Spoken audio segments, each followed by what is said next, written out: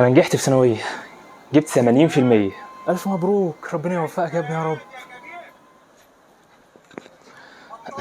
انا نجحت في الكليه وجبت تقدير جيد جدا. الف مبروك يا ابني، ربنا يوفقك يا رب وتشتغل في احسن شركه، اللهم امين.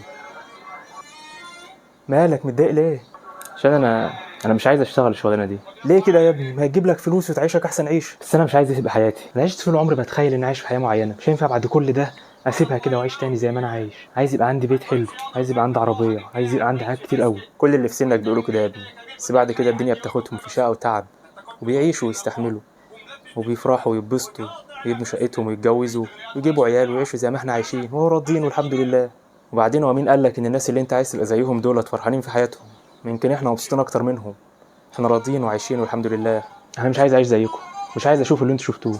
شوف لك يا ابني شغلانه كويسه عشان تخطب ونجهز لك شقتك اللي فوق، وان شاء الله ربنا يكرمك وتبقى راضي وعايش زي الفل زي ما كلنا عايشين. لا، انا مش هبقى زي الناس ولا حاجه، وبكره تشوف. ليه كده يا ابني؟ ما هتجيب لك فلوس وتعيشك احسن عيشه.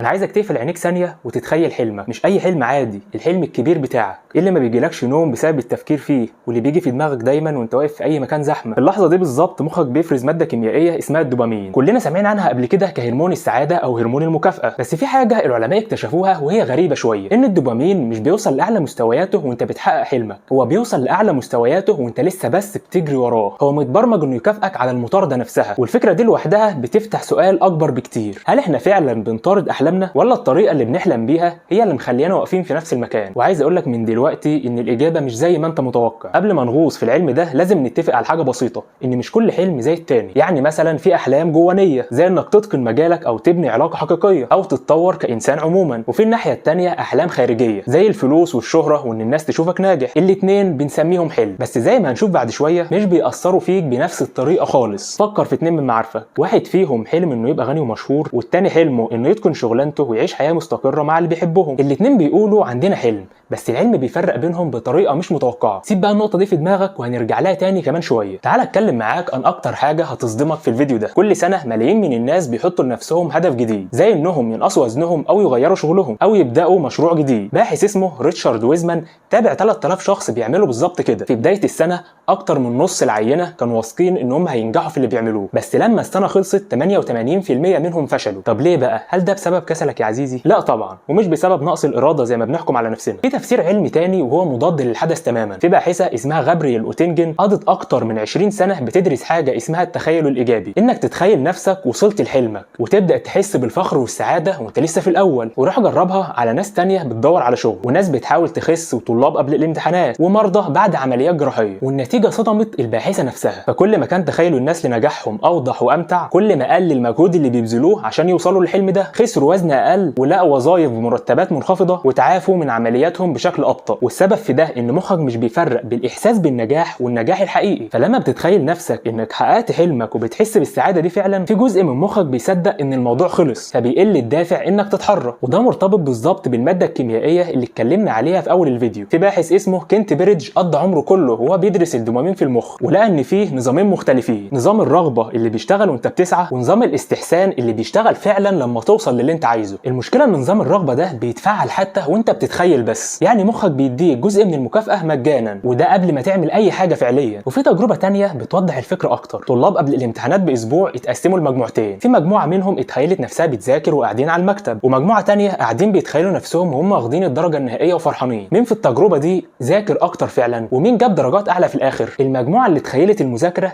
مش اللي اتخيلت النجاح. يبقى الدرس مش انك تبطل تحلم، الدرس انك تحلم بالطريق مش باللي انت عايز توصل له. وفي تفصيله صغيره كمان تفرق. نفس دراسه ويزمان لقت ان اللي بيصيغوا هدفهم كهوصل لحاجه بينجحوا بمعدل اعلى بوضوح من اللي بيصيغوا هدفهم كهبطل حاجه. يعني حتى الكلمات اللي بتقول بيها حلمك لنفسك بتفرق. فلما تيجي تحلم المره الجايه بحاجه، جرب تسال نفسك مش هوصل امتى، لكن ايه اول خطوه انا محتاجها النهارده. الفرق ده بسيط على الورق، بس العلم بيقول انه بيغير كل حاجه. طب لو فرضنا انك وصلت لحلمك فعلا، هل ده هيسعدك؟ سنه 1978 باحثين عملوا دراسه شهيره على ناس فازوا بمبالغ كبيره جدا في اليانصيب، قارنوهم بناس عاديين وناس حصل لهم حوادث سببت لهم اعاقه، والنتيجه في الاخر صدمت الكل. الفايزين ما بقوش اسعد بشكل ملحوظ من الناس العاديين، والفكره بقت معروفه باسم العجله الهيدونيه. احنا بنتعود بسرعه على اي تغيير كبير سواء كان كويس او وحش، وبنرجع تاني لمستوى سعادتنا الاصلي قبل ما الحاجه دي تحصل. والفكره دي انتشرت لعقود كامله، بس فيها مشكله محدش كان بيقولها بصوت عالي، ان الدراسه دي كانت على 22 شخص بس، وبعد 40 سنه باحثين في السويد عملوا نفس الدراسه بس على اكتر من 3000 فايز، وتابعوا الناس دي لمده اكتر من 22 سنه، والنتيجه طلعت معقده اكتر ما كنا فاكرين. واللي حصل ان الفايزين رضاهم عن حياتهم زاد بشكل كبير، وفضل مرتفع لسنين طويله من غير ما يرجع لطبيعته تاني. ولكن السعاده اليوميه، احساسك وانت بتشرب قهوتك الصبح او قاعد بتضحك مع اصحابك، ما اتغيرش بنفس الوضوح. يعني تحقيق حلمك الكبير ممكن يغير ازاي بتقيم حياتك ككل، من غير ما مزاجك يتغير بالضروره في يوم عادي وانت عايشه لحظه بلحظه. فالسؤال يبقى مش هل الفلوس بتسعد باجابه اي او لا، السؤال الادق السعاده في ايه بالظبط؟ هل في نظرتك الكبيره لحياتك كلها ولا تفاصيلها اليوميه الصغيره؟ يمكن لحد دلوقتي حسيت ان الفيديو ده بيقول لك ان الحلم ده حاجه مخادعه، عشان كده لازم نحكي قصتين حصلوا في الحقيقه. كان في كاتبه عازبه بتعيش على اعانه اجتماعيه، وكانت بتكتب فصول روايتها الاولى في الكافيه عشان ما كانش عندها تدفئه في بيتها، وبعد ما خلصت وراحت توديها لدور النشر، في 12 دار منهم رفضوا روايتها. بعضهم قال لها انها طويله جدا ومش مناسبه للاطفال، ودار نشر صغيره هي اللي قبلتها في الاخر وطبعت منها 500 نسخه بس. الكاتبه دي اسمها جون رولينج، والروايه اسمها هاري بوتر، باعت اكتر من 500 مليون نسخه حول العالم. القصه الثانيه بقى يمكن ما تكونش سمعت عنها قبل كده. عالمه هنغاريه اسمها كاتالين كاريكو، قعدت 40 سنه من حياتها بتدرس جزيء اسمه الام ار ان اي، واتخفضت رتبتها الوظيفيه 4 مرات. طلبات التمويل بتاعتها اترفضت مره ورا الثانيه، وفي سنه 2005 اكبر مجلتين في العالم رفضوا اهم ورقه بحثيه ليها، وقالوا انها مش مهمه كفايه لقراءتها. وبعد 4 سنين من الرفض، كاريكو اخذت جائزه نوبل في الطب سنه 2023، وده لان البحث اللي محدش صدقه كان هو الاساس العلمي للقاحات الام ار ان اي لكوفيد 19. وفي دراسه انتشرت في مجله لانست الطبيه قدرت ان اللقاحات دي منعت حوالي 19.8 مليون حاله وفاه حول العالم، وده في اول سنه بس من ظهورها. حلم واحد وامراه واحده خلتها ثابته على الحلم ده 40 سنه وهي بتحاول توصل ليه، وفي النهايه ساهم في انقاذ ملايين البشر. ومش شرط الحلم يتحقق وانت شاب، فمثلا هارلاند ساندرز ما وقعش اول اتفاقيه امتياز للمطعم الشهير بتاعه الا وهو عنده 62 سنه، وده طبعا بعد عمر كامل من المحاولات الفاشله. بس لازم برضه نكون صادقين مع نفسنا، القصص دي جميله صح، بس فيها خدعه بسيطه لازم تركز فيها. في الحرب العالميه الثانيه الجيش الامريكي كان بيحلل الطيارات اللي رجعت من المعارك عشان يعرف فين يحط الدروع الاضافيه، فلاقوا ان اكتر الاماكن اللي فيها اثار رصاص هي الاجنحه والديل، فمنطقيا قرروا ان هم يحطوا الدروع هناك. فباحث اسمه ابراهام قال لهم لا غلط، المفروض تحطوا الدروع في الاماكن اللي ما فيهاش رصاص خالص زي المحرك مثلا، لان الطيارات اللي اتضربت في المحرك ما رجعتش اصلا، احنا بس شفنا الطيارات اللي نجت من الحرب. نفس الغلط ده بنعمله في كل مره بنسمع قصه نجاح شهيره زي قصه رولينج، احنا بنشوف مين نجح بعد ما صابر على الحلم بتاعه ووصل له،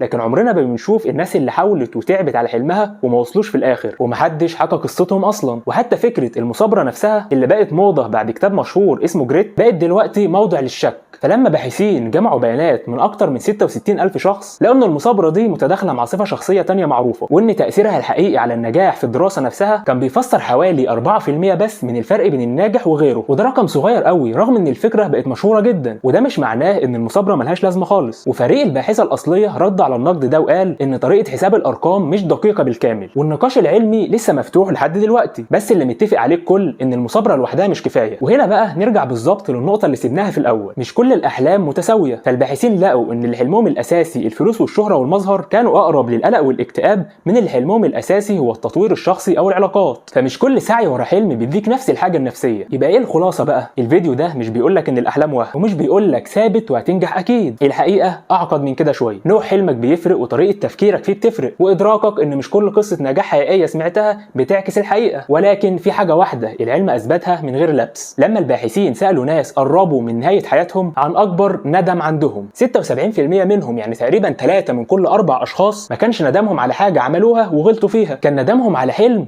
ما حاولوش حتى يجربوه. وعارف حاجه غريبه؟ في نفس الدراسه الندم على واجبات ما عملوهاش زي ان كان لازم اعتذر او لازم ازور ابويا كتير كان بيهدى مع الوقت، ولكن ندم الاحلام فضل زي ما هو لنهايه حياتهم. يمكن السؤال اللي لازم تساله لنفسك دلوقتي مش هل هنجح، السؤال الحقيقي هو هل هتندم انك ما حاولتش اصلا؟ ان شاء الله تحاول وتحقق حلمك. ما تنسوش تعملوا لي سبسكرايب ولايك على الفيديو ده. سلام.